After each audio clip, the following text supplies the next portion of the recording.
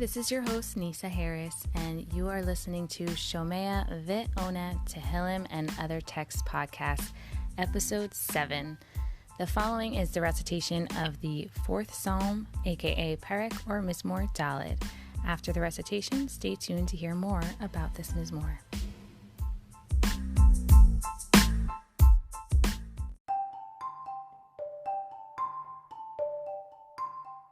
Lamnatseach b'niginot, Mizmor LeDavid. Bekari aneni, Elohei tzidki, Batsar hirchavta li, Chaneni ushema tefilati. B'nei ish, adme kvodi, Lechlima te'ehavun, Rik, Tevakshu Kazav Sela,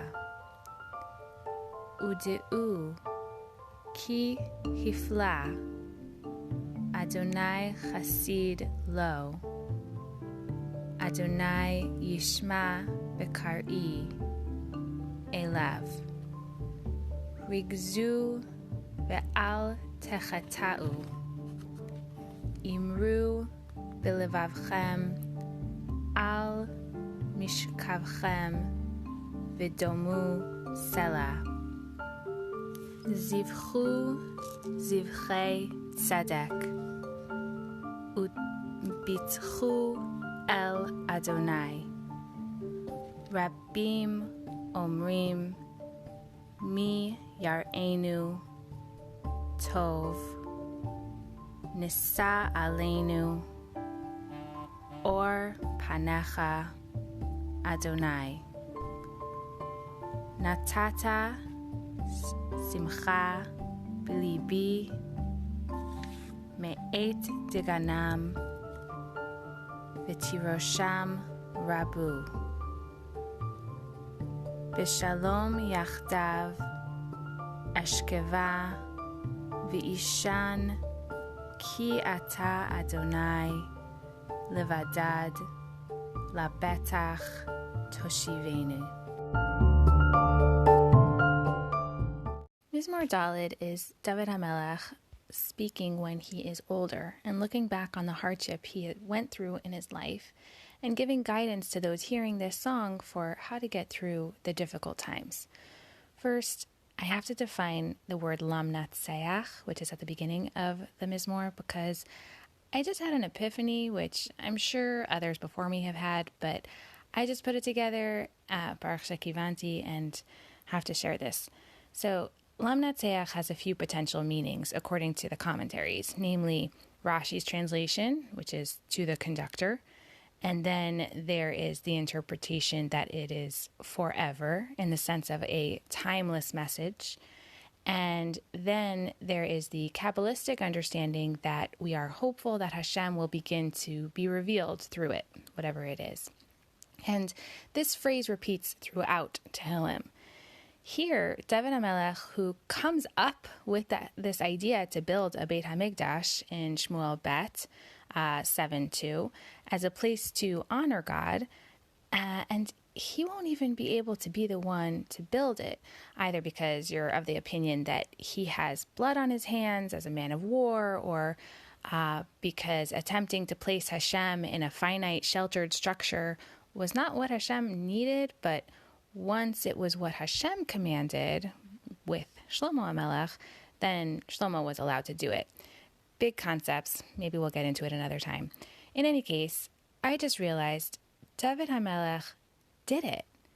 He not only found his way to be a central part of the Beit HaMikdash by having this vision to notify the conductor conducting all the Leviim on the steps of the Beit HaMikdash of the future time from his time to sing these words every day, but the fact that thousands of years later we are saying what David HaMelech wanted to be Lamnatseach, wanted to be forever, is just kind of inspirationally hopeful and a revelation of Hashem in itself.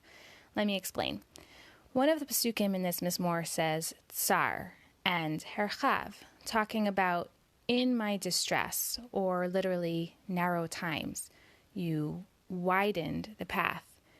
When things seem stacked up against us, or it feels like the whole world can be closing in on us, either from our external or internal tsar. Tsar also literally means enemies, by the way.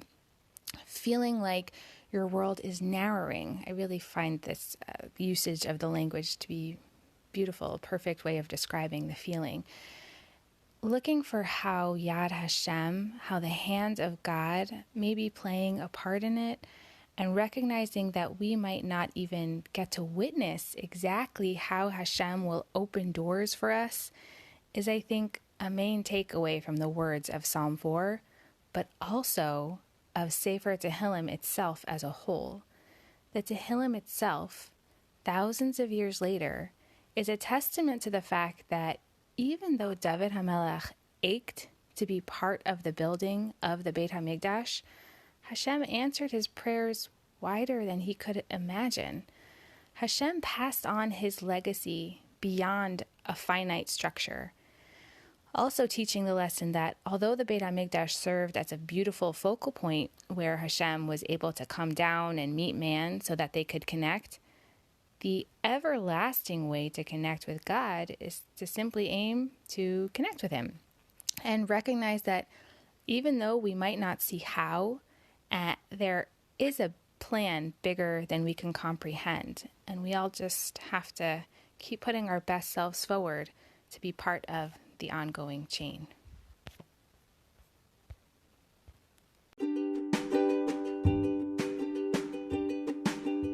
Please stay tuned until after this quick break.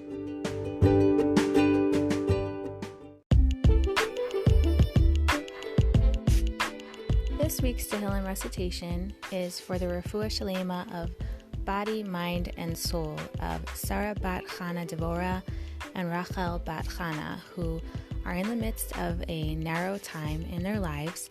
May Hashem reveal his plan to them b'sha'a tovah, with blessings and fulfillment that they may enjoy in their days.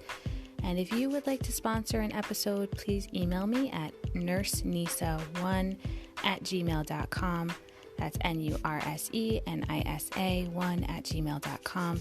Half the sponsorship goes to a tzedakah that we both agree on, and the other half helps to continue the production of this podcast. Again, for all the requests I have received, I will aim to release them after every 10th episode. And please let me know if you have any requests or comments. Also, if you are having trouble with receiving notifications of outcoming episodes, please join the new Shomea V'oneh Facebook group, where I would also appreciate your feedback. Thank you for joining. Please subscribe and share.